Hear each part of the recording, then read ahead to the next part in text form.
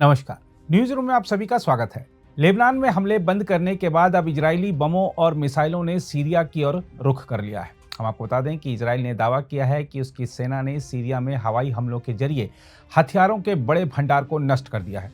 इस बारे में इजरायली रक्षा मंत्री इजराइल काट्ज ने जानकारी दी है। इजरायली रक्षा मंत्री ने कहा है कि इस ऑपरेशन ने उनके देश की वायुसेना की शक्ति को रेखांकित किया है। यह दर्शाता है कि इजरायल को अगर जरा सी भी भनक लग जाए कि उसके देश को कहीं से भी खतरा हो सकता है, तो वह अपने पर हमला होने का इंतजार करने की बजाय खतरे को पहले ही खत्म कर देने में विश्वास रखता है। हम आपको बता दें कि सीरियाई राष्ट्रपति बशर अल असद की सरकार के पतन के बाद इजरायली सेना ने कहा है कि उसके जेट विमानों ने विमान भेदी बैटरी, सैन्य हवाई क्षेत्रों, हथियार उत्पादन स्थलों, लड़ाकू विमानों और मिसाइलों सहित अन्य लक्ष्यों पर 350 से अधिक हमले किए हैं। इसके अलावा मिसाइल हमलों ने अल बायदा बंदरगाह और लाताकिया बंदरगाह स्थित सीरियाई नौसैनिक केंद्रों पर हमला किया, जहां 15 सीरियाई नौसैनिक जहाज खड़े थे। इजरायली अधिकारियों ने कहा है कि सीरिया भर में हमलों का उद्देश्य रणनीतिक हथियारों और सैन्य बुनियादी ढांचे को नष्ट करना था, ताकि असद को सत्ता से हटाने वाले विद्रोही समूहों द्वारा उनका इस्तेमाल रोका जा सके, क्योंकि यह विद्रोही अल कायदा और इस्लामिक स्टेट से जुड़े थे।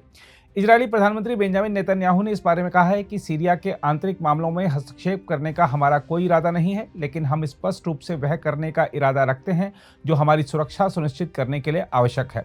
उन्होंने कहा कि मैंने वायुसेना को सीरियाई सेना द्वारा छोड़ी गई रणनीतिक सैन्य क्षमताओं पर बमबारी करने के लिए अधिकृत किया, ताकि वे जिहादियों के हाथों में ना पड़े। नेतन्याहू ने कहा, हम सीरिया में नए शासन के साथ संबंध बनाना चाहते हैं, लेकिन उन्होंने यह भी कहा कि अगर ईरानी हथियार सीरिया के माध्यम से हिजबुल्लाह को हस्तांतरित किए गए या अगर इजरायल पर हमला किया गया तो हम जोरदार जवाब देंगे और इसकी भारी कीमत चुकानी पड़ेगी। एक सैन्य प्रवक्ता ने कहा है कि इजरायली सैनिक बफर जोन के साथ साथ आसपास के क्षेत्र में कुछ अतिरिक्त बिंदुओं पर भी बने हुए हैं, लेकिन उन्होंने इस बात से इनकार किया कि सेनाएं क्षेत्र से परे सीरियाई क्षेत्र में काफी हद तक घुस गई हैं।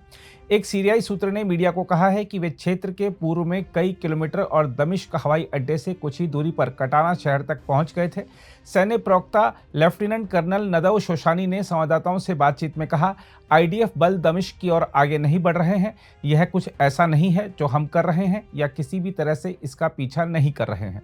हम आपको बता दें कि इजराइल, जो ईरान समर्थित हिजबुल्लाह आंदोलन से हफ्तों तक लड़ने के बाद लेबनान में युद्ध विराम पर सहमत हुआ है, सीमा सुरक्षा सुनिश्चित करने के लिए सीरियाई क्षेत्र पर नजर रखे हुए है।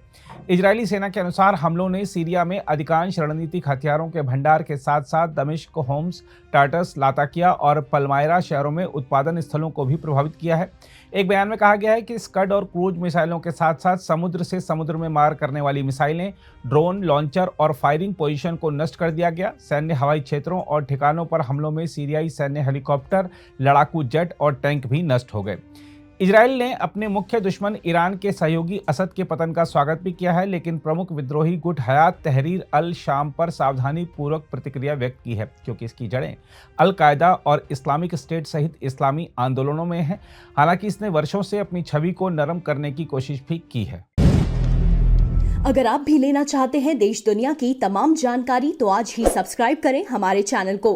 साथ ही नीचे दिए बेल आइकन को जरूर दबाएं ताकि हर अपडेट आप तक पहुंच सके।